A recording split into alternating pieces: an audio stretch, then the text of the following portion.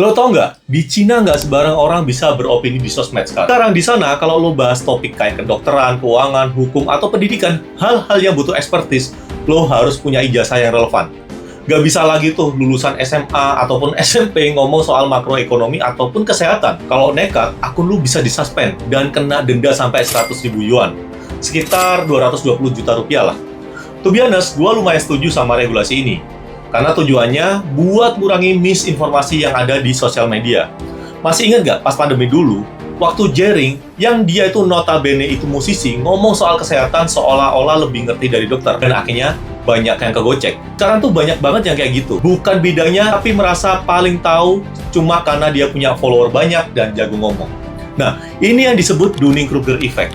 Jika orang yang tahu cuma sedikit justru paling percaya diri ngomongnya. Dan ini juga yang dikritik di buku The Death of Expertise. Penulisnya bilang, sekarang itu kita hidup di zaman di mana pendapat semua orang itu dianggap sama benarnya. Pendapatnya profesor sama misalnya lulusan SMA, itu sama benarnya. Bahkan, yang nggak paham pun merasa layak buat ngajarin orang, asal kelihatan meyakinkan. Jadi, langkah Cina itu kayak buat perlawanan terhadap matinya keahlian atau expertise. Gue pribadi lumayan salut.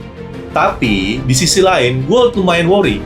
Kalau semua pendapat harus diverifikasi dulu, bukankah itu bisa mematikan kebebasan berpikir atau berdialog? Ya, tentu aja.